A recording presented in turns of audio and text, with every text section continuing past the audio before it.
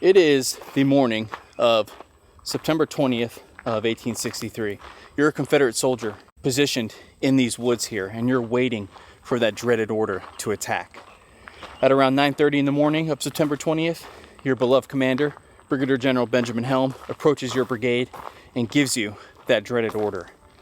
Today, we walk in the footsteps of the Orphans of Chickamauga.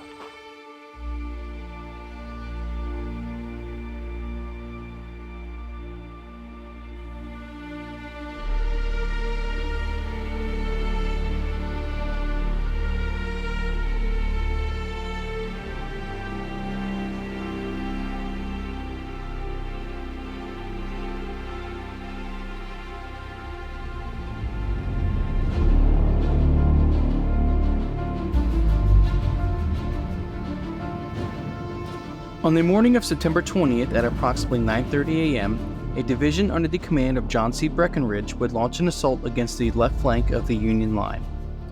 Breckinridge's division consisted of 3 brigades, commanded by Brigadier General Daniel Adams, Brigadier General Marcellus Stovall, and Brigadier General Benjamin Helm.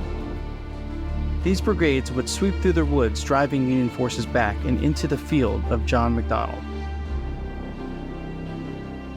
Now, although origins of the name Orphan Brigade date to after the war, it is what happened during the war that truly made these men orphans.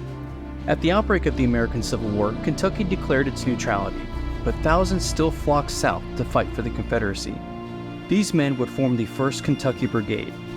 With Kentucky's position behind Union lines for a bulk of the war, these men physically had to leave their state to enlist. This also meant that soldiers had difficulty returning home on furlough, and it made it nearly impossible for new recruits to fill its depleted ranks. Another reason why these men were truly orphans was they went through numerous commanders. Their first commander was Major General John C. Breckinridge, who was widely popular among the men even after he was promoted and transferred. Breckinridge was replaced by Brigadier General Roger Hanson, who was mortally wounded at the Battle of Stones River on January 2nd of 1863. Hanson's replacement, Brigadier General Benjamin Helm, was a 32-year-old Kentucky lawyer and West Point graduate in the class of 1851. He was also the husband of Emily Todd, whose half-sister Mary was married to Abraham Lincoln.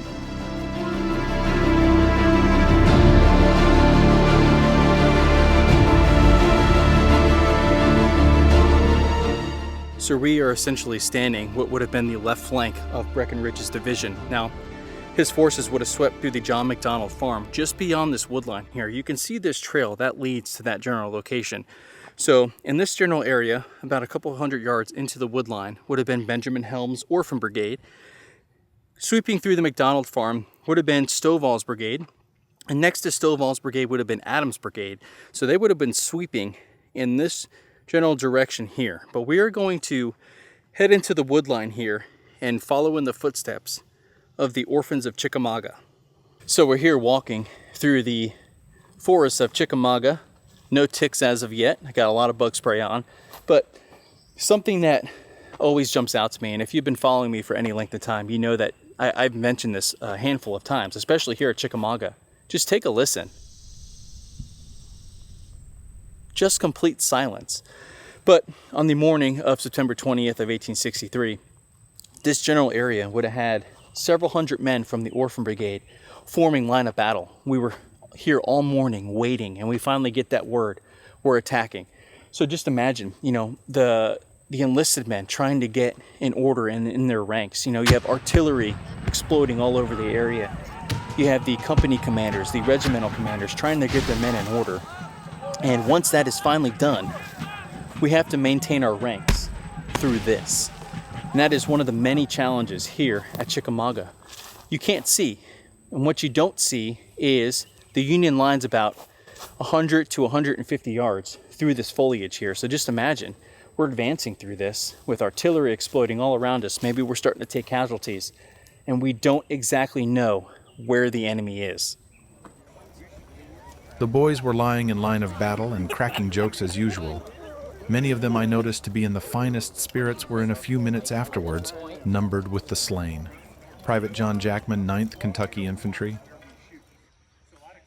So like we just touched on, this is the general area where the Orphan Brigade was positioned. They would form their lines of battle and begin advancing in this direction here through the foliage of Chickamauga here. And one thing that's immediately going to start happening is these ranks are going to start breaking up and the confusion is going to begin. And no matter how hard these company officers and the regimental officers try to keep the men in some order, these trees are just going to naturally break up their formations. On top of Union artillery exploding in and around this area here. So this assault is no easy task, and waiting for us through the foliage here is entrenched Union forces. Now, it is obviously tragic what happened on these fields throughout our country, but I do want to say there is nothing better than coming out to these fields and walking in the footsteps of these men that, you know, you spend so much time reading about. And it really is just a really cool feeling being able to come here, bring these stories to life, and then share them on a platform, and you know, so maybe others can learn about them. It's just an incredible experience, and I'm very happy to have you all along for the ride. So we've made it to our next stop here in the footsteps of the Orphans of Chickamauga, and right here is where the Orphan Brigade would have advanced through. So we started back there, I would say about 100 to 125 yards. So you had the Orphan Brigade advancing through this general direction here. Now it's also important to note that we're dealing with an entire brigade, which consisted of 5 regiments. So you no doubt would have had elements of the Orphan Brigade extending in this general direction here. So the Orphan Brigade here made up the left flank of Breckinridge's division. Just through the opening here, I would say probably close to 100 yards, maybe a little less, is the Union works here.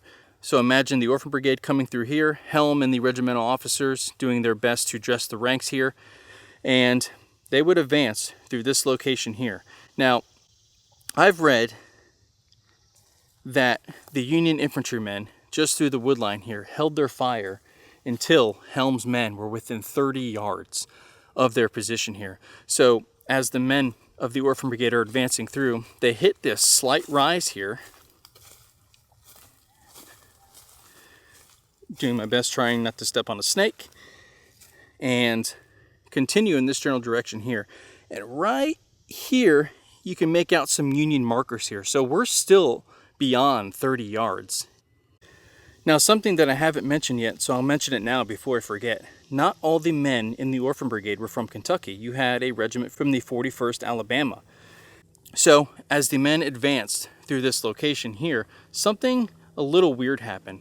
So straight ahead, you had men from the 2nd and 9th Kentucky, along with 4 companies of the 41st Alabama, make this rise here and assault the Union positions here. Now, through the chaos and all these sounds and confusion of battle, half the Orphan Brigade split. So you had the 6th and 4th Kentucky, along with the rest of the 41st Alabama, essentially split from the brigade and follow the rest of Breckinridge's division here. Now let me get in a better position so I can show you. So as the men of the Orphan Brigade would emerge from this area here, half the Orphan Brigade would begin in this general direction, assaulting the Union works here. The other half would split in this direction here and head that way. So keep in mind, we had Stovall's brigade in this general area advancing through the McDonald farm, and they would advance in this direction here, striking the left flank of Thomas's line here. Now keep in mind, Thomas's works run all the way along this general direction here, and they continue down here a ways. Imagine the Orphans of Chickamauga, at least part of them, are emerging from this wood line here, and we're assaulting the Union works just back here, and within 30 yards of the Union works here, they open up just a devastating volley. And you can imagine, I would say we're probably pretty close to 30 yards, maybe a tad more, but just imagine, you know, getting to this point. I don't know if it was this open, but keep in mind the Union constructed breastworks. They probably cleared some fields of fire here. Just imagine the devastation that that volley would have done to Helm's men who were exposed. Remember, we came over that slight rise, and now we're assaulting in a trench Union position here, and the casualties would begin mounting. The enemy to our left poured their fire directly into us, as did those in front. We were within 30 yards of the enemy breastworks, giving and taking death blows which could last but a few minutes without utter annihilation. Sergeant Johnny Green, 9th Kentucky Infantry. The rattle of musketry was kept up pretty lively. As I passed along over the field, could see all the little gullies were packed full of straggling soldiers avoiding the shells. Private John Jackman, 9th Kentucky Infantry.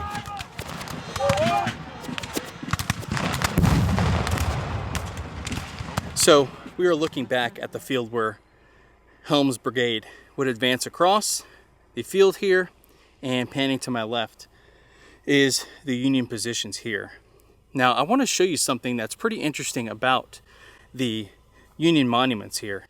Now we are in the area of John King's brigade. Now his brigade consisted of regulars. They were Army infantry, and they got chewed up quite a bit in the area of Jay's Mill the day before on September 19th of 1863. They got hit on the flank by Confederate forces, and they were essentially routed the day before. So they were holding this position here, and you can kind of see on their monuments how thankful they truly were to have these breastworks here. So this is the 16th U.S. Infantry here. I'm going to pan back to my left, and you have the 15th U.S. Infantry, and you can see their depiction of the fighting here. And you have a soldier crouching behind more log works here, and all that was happening just in this area here. Now, this is kind of popping out to me here, and it offers another good visual. I don't know if the National Park Service did this or someone just came through and kind of stacked some fallen branches here. But right here, you have a bunch of branches that fell down at some point, and someone stacked them together, creating a makeshift breastwork here. So here's another neat little visual here. Now, a line of these would have been running all along this direction here, and the Orphans of Chickamauga, Helm's brigade, would strike this area multiple times, and all three attacks would fail, and they would suffer heavy casualties in this area here.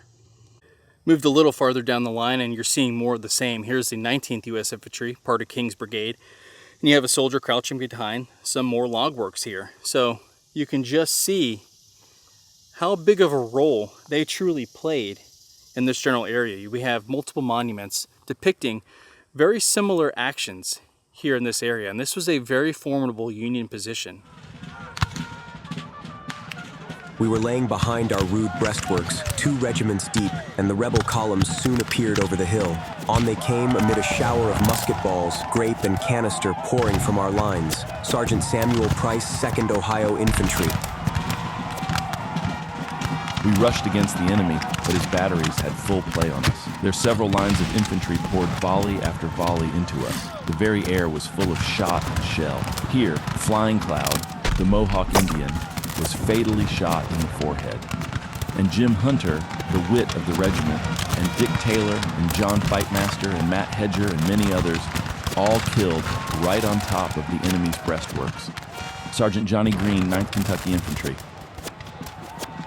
So I did some fact checking of myself. So earlier before, when I was up in here, I said I wasn't really sure how open this area would have been. But upon further discovery and research, I found that this area would have been open for about 200 yards. Now what you're seeing is probably a little under 100 yards, this open area. So imagine doubling this, and just think about how exposed these forces truly were. Now obviously this was a very strong Union position. I think we determined that, which in turn contributed to the failed Confederate attack here. But there was also a few other factors. The Confederates didn't really exactly know where the Union infantry was, so they weren't really able to mass their attack. And also at this time, Helm had no support on his left flank, so he had nothing out this way, but the Union's line stretched far beyond in this direction. So you had Helm essentially assaulting this location alone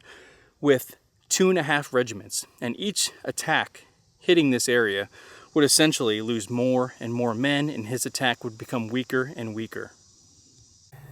Now I also kind of wanted to show you where the rest of the Orphan Brigade went. We made mention that half the Orphan Brigade would come across this general area and strike the Union position. We were just through that wood line there. Well, the other half of the Orphan Brigade would continue down in this direction here. And you had a handful of companies from the 41st Alabama, the 4th Kentucky, and the 6th Kentucky heading down this direction here. Now keep in mind, Union positions are all through this wood line here. So you had half the Orphan Brigade heading down this direction here. Somewhere in here you had Stovall's brigade sweeping through the McDonald farm, and they would come this way and into the Union works. And now you had the Orphan Brigade, or at least part of it, continuing in this location. And they continued down this location about another 100 yards, and they'd slam right into the flank of a Union battery and essentially help capture a handful of Union guns. Now there was also a Union Kentucky regiment at the end of Thomas's line in that direction. So there was some Kentucky on Kentucky action happening down this way here. I'm going to pan back to my left, and we made mention that the Orphans struck this line here a handful of times. And we're going to go back into the wood line where Benjamin Helm would be trying to rally his men for a third and final attack on the Union works just before us here. So we've moved locations, and like I always like to do, let's reorient ourselves. We were just about 100 yards in this direction here, and that was the general area of where the Union works were and where the Orphan Brigade was essentially assaulting through. So we've moved back now, and we mentioned how Helm would essentially lead 3 separate assaults against the Union works, each of them failing. And as an assault would fail, Helm himself would ride among his men, rally them, and lead another assault. Well, on the third time, Helm would be riding on horseback, rallying his men, where he was struck by a shell fragment, and he would fall from his horse, mortally wounded. Now, I've also read that Helm was shot on the assault, so I thought it was important to mention both accounts that I've read, but we are in the general area where Helm would fall mortally wounded here, leading an assault against the Union works here. And like we mentioned, Benjamin Helm was the brother-in-law to President Abraham Lincoln. So really, you always hear about how families were divided and families were fighting each other, father versus son, brother versus brother, cousins versus cousin, and no family was left untouched in the American Civil War, including the President of the United States. So right here is the area where Benjamin Helm, Brigadier General of the Orphan Brigade, would fall mortally wounded here. Now, Helm's last words at a field hospital were victory, victory. Now, also, as the story goes, when Helm's death was reported to Abraham Lincoln, he wept with grief. He would be quoted as saying, "I feel like David of old when he was told of the death of Absalom." Just a pretty sobering experience here to be on the very ground that so many fought and bled and unfortunately died for. Just a very, very terrible time in our nation's history here. Now, before we wrap things up here today, I do want to reiterate the fact that just because we're covering one unit or brigade or covering one portion of the battlefield doesn't mean there isn't fighting happening in other places of the battlefield. So after the Orphan Brigade's attacks were repulsed, you had Gist Brigade come into line of battle in this area, and their commander would also be killed in the fighting here. Colonel Peyton Colquitt would be mortally wounded right here on the very same ground that the Orphan Brigade just advanced through. And just to kind of put things in perspective again, here's the location of the mortal wounding of Colonel Peyton Colquitt. And panning back to my right, again, this is the same ground that the Orphans just advanced over. And right over this rise here is the Union line. And to give you the final piece of the puzzle, Benjamin Helm's marker, where we just were, was right back there about 50 to 60 yards.